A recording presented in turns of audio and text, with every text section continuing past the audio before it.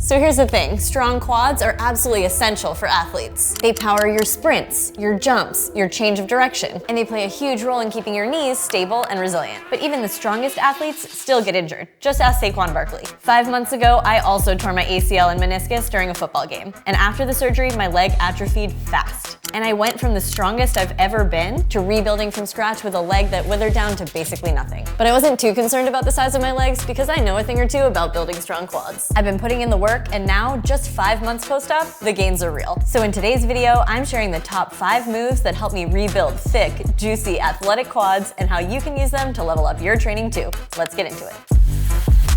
Exercise number 1 is the Bulgarian split squat.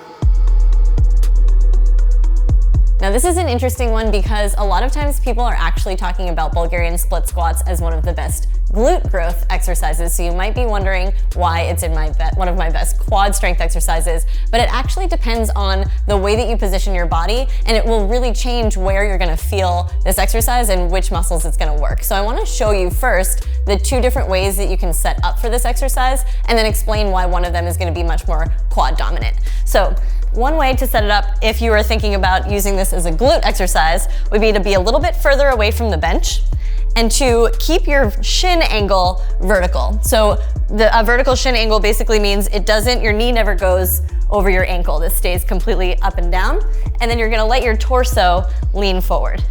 So you're keeping that shin angle vertical, torso leans forward, and then you push through your heel. And when you do it this way, you're gonna really sit your hips back, and you're gonna feel a lot of glute in that front leg.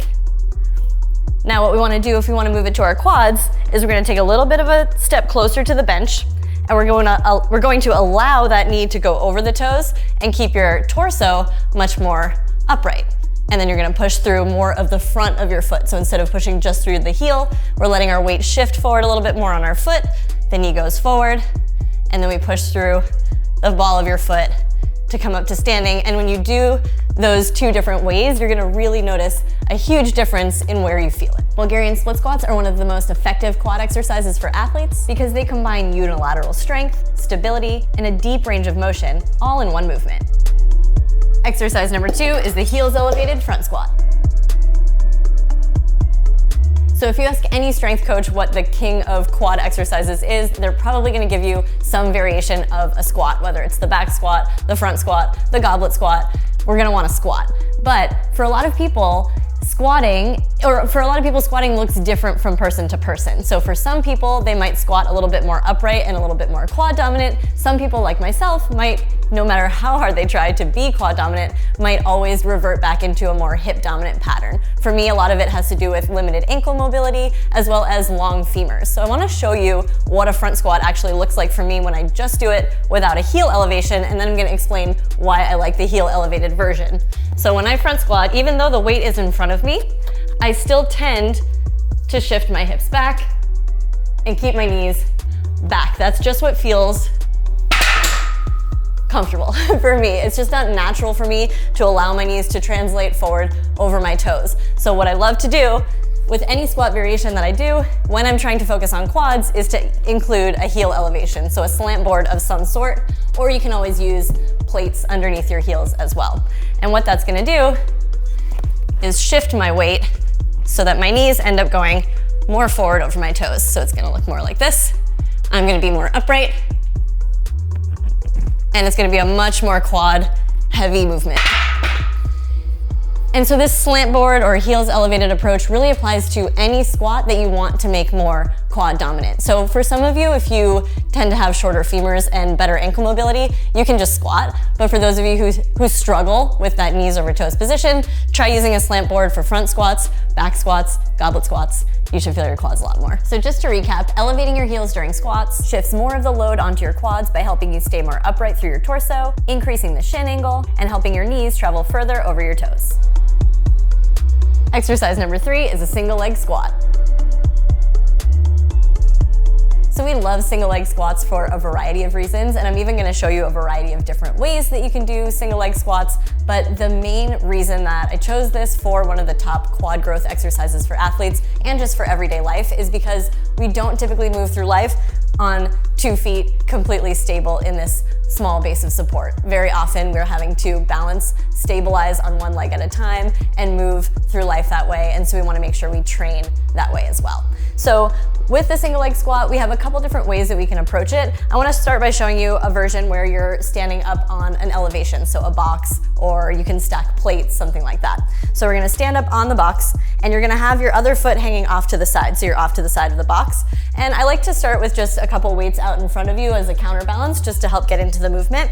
And what we're going to do here is we're going to send your knee forward. We're going to try to stay upright with our torso. You're going to tap your heel to the floor and you're going to come on up to standing. So we're not doing this like a step up. We're not just stepping our foot all the way down and then pushing through that stance leg, because that's going to be a little bit more hip dominant, a little more hamstring and glute. We're trying to focus on the quads. So we're trying to stay upright. We're trying to let that knee travel forward, tap the heel barely and come on up to standing. And then as you get stronger with these, you can bring the elevation up higher and higher, and you can even advance into a pistol squat if you've seen those before, where you're going all the way down, all the way up without the elevation, just from the floor with the other leg out in front of you. So either way, you're just going to be getting a lot of balance and stability on top of that quad growth with this single leg variation. And the other variation that I want to show you is the skater squat. So you don't need an elevation to perform this one. You can just do it on the ground. I have a little pad to protect my knee when I go down. You don't even need that part. But the skater squat, what we're doing is we're standing on this one leg and then we're sending the other leg back, but keeping the foot off the ground so it's not a lunge, and coming up to standing. So we're just tapping the knee down and coming back up. It's actually a really challenging exercise because you're not able to get any balance or stability from that back leg, and it truly is a single leg squat, a single leg movement on that stance leg. So either one of those is going to be a great option for building single leg quad strength. Single leg squats are a powerful quad exercise because they demand strength, balance, and control all on one leg. They also highlight potential imbalances from side to side, making it a great exercise for any athlete. Exercise number 4 is the 1.5 split squat.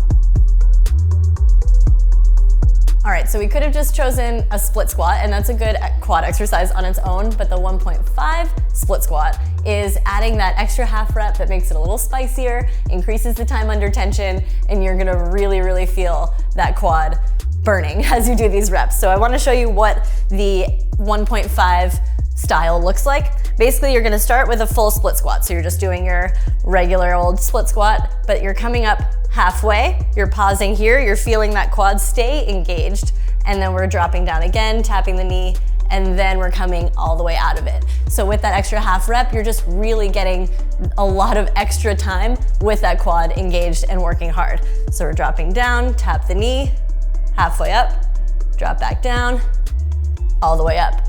What we want to avoid here is bouncing or rushing through these reps. So, because that's going to just defeat the purpose of that time under tension if you just speed through it instead of slowing it down. So we don't want to go and do that and get that little bounce, because in that time that you're bouncing, you're actually taking some tension off of the quad, and it really defeats the purpose. So instead, we're here and we're actually thinking about pushing the heel down, pushing the foot down, and holding, squeezing, returning down, still squeezing, and then at the top, that's when we can relax, take a breath, and go into our next rep. Now, this concept can really be applied to any lower body exercise, so you can do 1.5 squats, 1.5 Bulgarian split squats, 1.5 single leg squats. It really just is a way to increase time under tension and really get those quads burning. And exercise number 5 is quad isolation work. Now, it wouldn't be a video on quad growth without mentioning some of the top machine-based quad exercises like leg extensions, hack squats, and leg presses. While these exercises have less of a direct carryover into everyday life and athletics, they absolutely hammer the quads while taking away outside factors like balance and stability. So as long as you're also incorporating functional movements like squats and lunges and single leg work into your routine, then we think there's absolutely a ton of merit to loading up the quads with these isolation-based exercises to put on a ton of growth and strength. And there you have it, 5 quad-focused focused exercises that build strength, power, and control in a way that actually translates to athletic movement. Incorporate one or more of these into your training and you'll start noticing real gains in your quad size, leg strength, and overall athleticism. Remember, you don't have to be a pro athlete to train like one. Just stay consistent, push with purpose, and watch those juicy quads grow. And if you're looking for workouts that combine strength, mobility, and athletic performance, check out our free guide, Sustainable Strength. It includes a sample week of workouts to help you train smarter. You can find the link in the description box below. And finally, if you enjoyed this video, please hit the like button below, subscribe if you haven't already, and let us know in the comments what you would like to see from us next. Thanks for watching, and I'll see you in the next one.